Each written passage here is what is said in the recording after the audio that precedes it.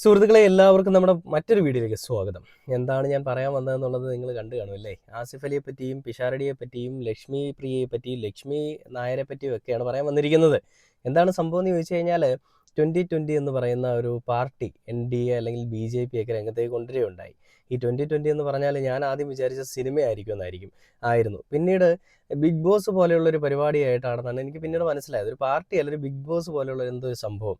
Big ബോസിൽ ഉണ്ടായിരുന്ന ആളുകളും ഇപ്പോൾ സിനിമയിലും സീരിയലിലുമൊക്കെ സീരിയൽ രംഗത്തുമൊക്കെ അത്ര ആക്റ്റീവ് അല്ലാത്തതും ആക്റ്റീവ് ആയിട്ടുള്ള ആളുകളെയും ഒക്കെ അണിനിർത്തിക്കൊണ്ട് തന്നെ ഇവർ രൂപകൽപ്പന നൽകിയിരിക്കുന്ന ഒരു പാർട്ടിയാണ് 2020. അപ്പോൾ ഈ 2020 മത്സരിക്കാനായിട്ട് നിർത്തിയിരിക്കുന്ന ആളുകൾ ആരാണെന്നൊക്കെ ചോദിച്ചു കഴിഞ്ഞാൽ സീരിയൽ സിനിമാ രംഗത്തുള്ള ആളുകളൊക്കെയാണെന്ന് ഞാൻ ആദ്യമേ പറഞ്ഞു. അപ്പോൾ ഇങ്ങനെ കുറേ ആളുകളെ നിർത്തുകയും ഈ ആളുകളൊക്കെ എന്തൊക്കെയോ വലിയ രീതിയിൽ NDA വന്നു കഴിഞ്ഞാൽ എന്തൊക്കെയോ വലിയ രീതിയിൽ ഉണ്ടാക്കുമെന്നൊക്കെ പറയുകയുണ്ടായി. NDA എന്ന് പറയുന്ന വാക്കിൻ്റെ ഇപ്പുറത്ത് യും കൂടി അങ്ങോട്ട് ചേർക്കണം. അപ്പോൾ വായിക്കുന്ന പേരെന്താ നിങ്ങൾക്ക് എല്ലാവർക്കും അറിയാമല്ലോ, ഈ തോക്കിലൊക്കെ ഇടുന്ന ഉണ്ടയില്ലേ, ആ ഉണ്ട. അപ്പോൾ ഈ ഉണ്ട വന്നു കഴിഞ്ഞാൽ എന്തൊക്കെയോ ഇവിടെ നടക്കുമെന്നൊക്കെ പറഞ്ഞുകൊണ്ടാണ് ഇവരൊക്കെ മെഴുകുന്നത്. 10 രൂപയ്ക്ക് സാനിറ്ററി നാപ്കിൻ ജനൌഷധിയിൽ നിന്ന് വാങ്ങിയതിന് ശേഷം ഞാൻ അവിടെ നിന്ന് പൊട്ടിക്കരഞ്ഞു പോയി എന്നാണ് ലക്ഷ്മി പ്രിയ ചേച്ചി പറഞ്ഞത്. ഭയങ്കരമായി പോയി. ഈ പൊട്ടിക്കരയുന്ന സമയം മതിയായിരുന്നു വോട്ടർ ലിസ്റ്റിൽ പേരുണ്ടോ എന്ന് നോക്കാനായിട്ട്. ഈ 2 ലക്ഷ്മികളുടെയും പേര് ഈ വോട്ടർ ലിസ്റ്റിലില്ല. വോട്ടർ ലിസ്റ്റിൽ പേരില്ലാത്ത ആളുകളെയാണ് സ്ഥാനാർത്ഥിയായിട്ട് പിടിച്ചു നിർത്തി വലിയ രീതിയിൽ പ്രഹസനങ്ങൾ കാണിച്ചത്.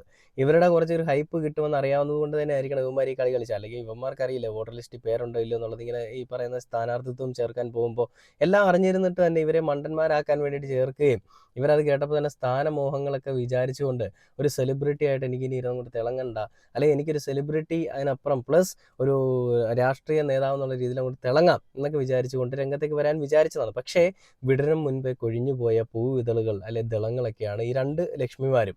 അപ്പോൾ അങ്ങനെ അവർ തേഞ്ഞൊട്ടി അടപടലം മൂഞ്ചി എന്നൊക്കെ വേണമെങ്കിൽ നമുക്കിതിനെ എടുത്തു പറയാം. അപ്പോൾ അങ്ങനെ അവരുടെ പ്രഹസനങ്ങൾ, ഞാൻ അതിലൊരു പ്രഹസനത്തിൻ്റെ ഒരു വീഡിയോ ഞാൻ കാണിച്ചു തരാം. നാപ്കിൻ മേടിച്ചിട്ട് എനിക്ക് ഭയങ്കര വിഷമമായിപ്പോയി. കേരളത്തിന് വേണ്ടിയിട്ട് എന്തോ വലിയ സംഭാവനകൾ ചെയ്തത് നരേന്ദ്രമോദിജിയാണ്. മുസ്ലിങ്ങൾക്ക് വേണ്ടിയിട്ടാണ് ഏറ്റവും കൂടുതൽ സംഭാവനകൾ ചെയ്തതെന്ന് പറഞ്ഞുകൊണ്ടൊരു വീഡിയോ ഉണ്ട്. ആ വീഡിയോ ഒന്ന് കണ്ടു നോക്കാം.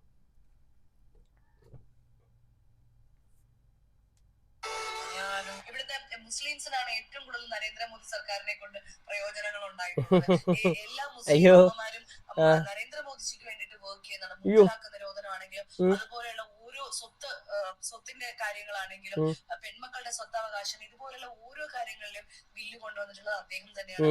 അദ്ദേഹം ആ സുരക്ഷ തീർച്ചയായിട്ടും പിന്നെ ഉറപ്പുവരുത്തിയിട്ടുണ്ട്. അത്രയും ഇനിയും പിന്നെ 2020 സംബന്ധിച്ച് പറയാനാണെങ്കിൽ ഏറ്റവും മികച്ച മാതൃകയായിട്ട് കിഴക്കമ്പലം പഞ്ചായത്ത് നമുക്ക് കാണിച്ചു തന്നിട്ടും കൂടിയുണ്ട്. അതുകൊണ്ട് അക്കാര്യത്തിലൊന്നും ആർക്കും യാതൊരു സംശയവും വേണ്ട. ഇന്ത്യയുടെ മറ്റ് സംസ്ഥാനങ്ങളിൽ എന്തൊക്കെയുണ്ടോ അതെല്ലാം ഇവിടെ ഇംപ്ലിമെന്റ് ചെയ്തിരിക്കും. തീർച്ചയായിട്ടും ഇവിടെ പിന്നെ BJP സർക്കാർ അല്ലാഞ്ഞിട്ട് പോലും എന്തുമാത്രം കേന്ദ്ര പദ്ധതികളുടെ ആനുകൂല്യങ്ങൾ കേരളത്തിലുള്ളവർക്ക് ലഭിക്കുന്നുണ്ട്. അപ്പോൾ അത് ഡയറക്റ്റ് ആയിട്ട് ഇംപ്ലിമെന്റ് ചെയ്യാൻ കിട്ടുന്ന ഒരു അവസരമായിരിക്കും തീർച്ചയായിട്ടും ഇന്ത്യ സർക്കാർ. എടി മോളെ, നിനക്ക് പറ്റിയത് ഏറ്റവും നല്ലത് അഭിനയം തന്നെയാണ്. ആ അഭിനയത്തിലേക്ക് തന്നെ തിരികെ പോകുന്നതാണ് ഏറ്റവും നല്ലത്. അഭിനയത്തിൽ മാത്രം നല്ല മികച്ചൊരു കാഴ്ചയൊന്നും വെക്കുന്നതായിട്ട് ഞാൻ കണ്ടിട്ടില്ല, നല്ല മികവ് കാഴ്ച വെക്കുന്നതായിട്ട് ഞാൻ കണ്ടിട്ടില്ല. എന്തായാലും അവിടെ തന്നെ പോവട്ടെ, അതാണ് ഏറ്റവും ബെസ്റ്റ് എന്നാണ് ഞാൻ മനസ്സിലാക്കുന്നത്. അപ്പം അങ്ങനെ അഭിനയത്തിലേക്ക് പോയി അവിടെ ചെന്ന് അഭിനയിച്ചാൽ പോരെ? എന്തിനാണ് ഈ പറയുന്ന പൊതുപ്രവർത്തന രംഗത്തൊക്കെ വന്നിട്ട് അഭിനയിക്കാൻ നിൽക്കുന്നത്? BJP ആണല്ലോ മുസ്ലിങ്ങൾക്ക് വേണ്ടിയിട്ട് മുത്തലാഖ് നിരോധിച്ചുകൊണ്ട് ഇവിടെ എന്തോ വലിയതൊക്കെ ഉണ്ടാക്കിയെന്നാണ് പറയുന്നത്. എന്തുണ്ടാക്കി? മുസ്ലിങ്ങൾക്ക് വേണ്ടിയിട്ട് എന്തുണ്ടാക്കി? ഈ മുത്തലാഖ് നിരോധനമാണോ നിങ്ങൾ പറയുന്നത് മുസ്ലിങ്ങൾക്ക് വേണ്ടിയിട്ട് എന്തോ വലുതായിട്ട് ഉണ്ടാക്കിയത്? മുസ്ലിങ്ങളെ എവിടെ കണ്ടാലും അടിച്ചു കൊല്ലുക എന്നുള്ളൊരു ധാർഷ്ട്യം കാണിക്കുന്ന, തന്തയ്ക്ക് പുറക്കാഴി കാണിക്കുന്ന ഇവന്മാർ വേറെ എന്തൊക്കെയാണ് ഉണ്ടാക്കിയിട്ടുള്ളത്? ഞാൻ ഒരു വീഡിയോ നിങ്ങളൊന്ന് കാണിച്ചു തരാം. കഴിഞ്ഞ ദിവസം കണ്ടൊരു വീഡിയോ ആണ്, അത് ഇതിലുണ്ടോ എന്നുള്ളത് ഞാൻ നോക്കട്ടെ. ഇവിടെ തന്നെ ഉണ്ടല്ലോ. എൻ്റെ മതവിശ്വാസങ്ങൾക്ക് സംരക്ഷണം ലഭിച്ചത് BJPയിൽ എത്തിയതിന് ശേഷം എന്ന് പറഞ്ഞുകൊണ്ട് ഷോൺ ജോർജ് പറയുന്ന ഒരു വീഡിയോ ആണ്. ഞാൻ അതിലെന്താണ് ആ വീഡിയോയിൽ വന്നിരിക്കുന്നത് കാണിച്ചു തരാം. ഛത്തീസ്ഗഡ് ക്രിസ്ത്യൻ വിദ്യാർത്ഥിയോട് ജയ് ശ്രീറാം വിളിക്കാൻ ആവശ്യപ്പെടുന്ന സംഘപരിവാർ. ഇതാണ് ഈ കഴിഞ്ഞ ദിവസം വന്നിരിക്കുന്ന വീഡിയോ ആണ്. ഞാനത് കാണിച്ചിട്ട് നമുക്ക് ബാക്കി വീഡിയോയിലേക്ക് വരാം.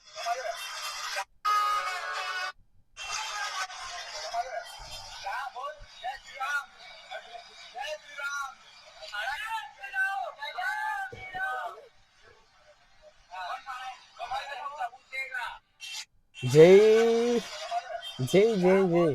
ഇതാണല്ലേ ലക്ഷ്മി പ്രിയ ചേച്ചി നീ പറഞ്ഞ ഇന്ത്യയിലെ വികസനങ്ങൾ, അല്ലെങ്കിൽ നരേന്ദ്രമോദിജി UPയിലും ബീഹാറിലും നടത്തുന്ന വികസനങ്ങൾ ഇവിടെയും പ്രാവർത്തികമാക്കും അല്ലെങ്കിൽ ഇവിടെയും നടത്തുമെന്ന് പറയുന്നത് ഇതാണല്ലേ? ഈ വികസനങ്ങളാണെന്നുണ്ടെങ്കിൽ നിങ്ങളുടെ വീട്ടിൽ കെട്ടിയവനും മക്കൾക്ക് കൊടുത്തുകൊണ്ട് ആ വികസിത രാജ്യത്ത് അല്ലെ ആ വികസിത കുടുംബത്തിൽ നിങ്ങൾ ജീവിച്ചാൽ മതി. കേരളത്തിലെ ജനങ്ങൾക്ക് ഈ വികസനങ്ങളൊന്നും വേണ്ട. കേരളത്തിലെ ജനങ്ങൾക്ക് അവരുടെ സ്വൈര്യ ജീവിതം നയിക്കാനായിട്ടും അവർക്ക് സമാധാനപരമായിട്ടും സന്തോഷകരമായിട്ടും ഒക്കെ ജീവിക്കാനായിട്ടുള്ള ഒരു സൗകര്യം വേണം. അത് BJP വന്നാലേ ഇവിടെ ഒരുക്കി കൊടുക്കാൻ പറ്റുമെന്നൊന്നുമില്ല. അവർക്ക് തന്നെ സ്വയമായിട്ട് ചിന്തിച്ച് അവർക്ക് എന്ത് വേണമെങ്കിലും ചെയ്യാൻ പറ്റും.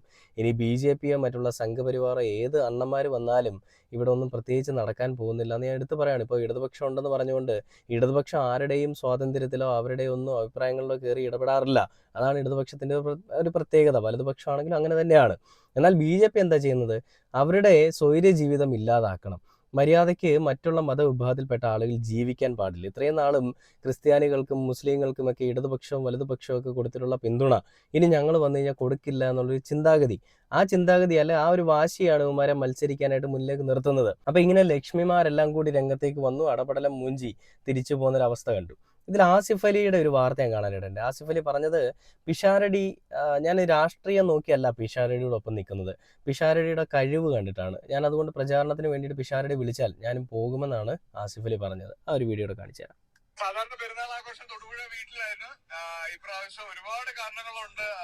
അത് സുഹൃത്തുക്കളും ഫാമിലിയും ആയിട്ട് എറണാകുളത്ത് ആഘോഷിക്കാമെന്ന് തീരുമാനിക്കാൻ അനിയന്റെ സിനിമ വളരെ മികച്ച അഭിപ്രായത്തോടു കൂടി സംഭവം എന്ന് പറഞ്ഞൊരു സിനിമ തിയേറ്ററുകളിൽ ഓടുന്നുണ്ട്. അപ്പൊ അതിന്റെ ഒരു ആഘോഷം നോമ്പൊക്കെ ആയതുകൊണ്ട് അത് ആഘോഷിക്കാൻ പറ്റിയില്ലായിരുന്നു. ഇപ്പൊ ഈ പെരുന്നാൾ അത് ആഘോഷമാക്കും.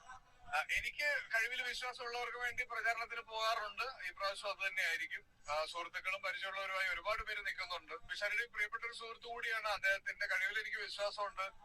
ഉറപ്പായിട്ടും പ്രിയപ്പെട്ട എല്ലാവർക്കും എന്റെ ഹൃദയം നിറഞ്ഞ പെരുന്നാൾ ആശംസകൾ.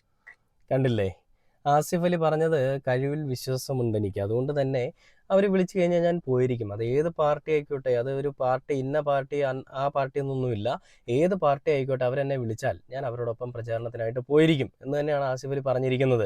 എന്തായാലും പിഷാരടിയുടെ ഒപ്പം തന്നെ ആസിഫ് അലിയും ഉണ്ടാവും നമുക്ക് വിശ്വസിക്കാം. മമ്മൂക്ക പിഷാരടി ജയിച്ചാൽ, അതായത് പ്രചാരണത്തിനായിട്ട് മമ്മൂക്കയെ കൊണ്ടുവരില്ല, ഇൻ കേസ് ഞാൻ ജയിച്ചു കഴിഞ്ഞാൽ എൻ്റെ ഒപ്പം റോഡ് ഷോയിൽ മമ്മൂക്കയും ഉണ്ടാവും എന്നുള്ളൊരു ഉറപ്പ് പിഷാരടി പറയുകയുണ്ടായി.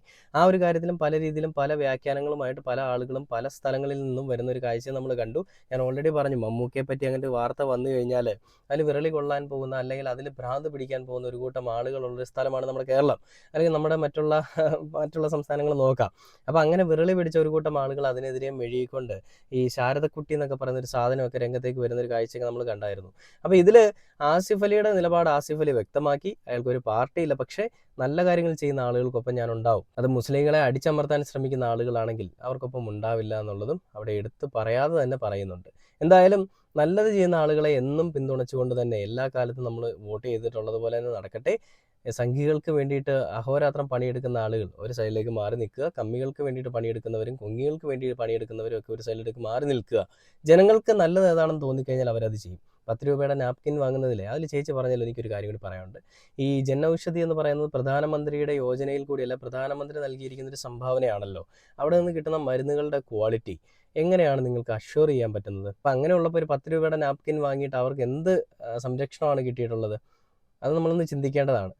അപ്പോൾ അങ്ങനെയുള്ളിടത്ത് ഒരു 10 രൂപയുടെ നാപ്കിൻ വാങ്ങുമ്പോൾ അവർക്ക് എന്ത് കംഫർട്ടാണ് അവർക്ക് കിട്ടുന്നത്? ഇതൊക്കെ കുറച്ച് കാര്യങ്ങളുണ്ട് കേട്ടോ. പിന്നെ ഞാനും മെഡിസിൻ്റെ ഫീൽഡിലാണ് നിൽക്കുന്നത്, മെഡിക്കൽ റെപ്പായിട്ടാണ് വർക്ക് ചെയ്യുന്നത്. അപ്പോൾ ഈ ജനൌഷധി നമ്മൾ വാങ്ങുന്ന വില കുറഞ്ഞ മരുന്നുകളും നോർമലി ഉള്ള മരുന്നുകളും തരുന്ന എഫിക്കസി അല്ലെങ്കിൽ അതിൻ്റെ ആ ഒരു പ്രവർത്തനം കൂടി നമുക്കൊന്ന് പഠിക്കേണ്ടതായിട്ടുണ്ട്. ഞാനങ്ങനെ വാങ്ങി കഴിച്ചു നോക്കിയിട്ടുണ്ട്, അല്ലെങ്കിൽ ഞാനത് കണ്ടിട്ടുണ്ട്. മരുന്ന് കഴിക്കുന്ന പല ആളുകളെ ഞാൻ കണ്ടിട്ടുണ്ട്. പൈസ കുറയുന്നു എന്നുള്ളതല്ലാതെ അതിനപ്പുറത്തേക്ക് ഒരു ഗുണവും അവർക്ക് കിട്ടുന്നില്ല എന്നുള്ളതാണ് മറ്റൊരു വാസ്തവം. ഇതെല്ലാം വെറുതെ ജനങ്ങളുടെ കണ്ണിൽ പൊടിയിടാൻ വേണ്ടിയിട്ടും BJPക്ക് ഒരു കൊടി പിടിക്കാൻ വേണ്ടിയിട്ട്, അല്ലെങ്കിൽ BJPക്ക് സ്ഥലം പിടിക്കാൻ വേണ്ടിയിട്ട് കാണിച്ചു കൂട്ടുന്ന പരാക്രമങ്ങൾ മാത്രമാണെന്നുള്ളതുമൊക്കെ നമുക്ക് എല്ലാവർക്കും അറിയാം. എന്തായാലും എല്ലാം നോക്കിയും കണ്ടും ചെയ്യാമെന്ന് പ്രത്യേകിച്ച് വീണ്ടും പറഞ്ഞുകൊണ്ട് ഈ ഒരു വീഡിയോ അവസാനിക്കുകയാണ്. പുതിയൊരു വീഡിയോ കാണുന്നവരെ ഓക്കെ ബൈ.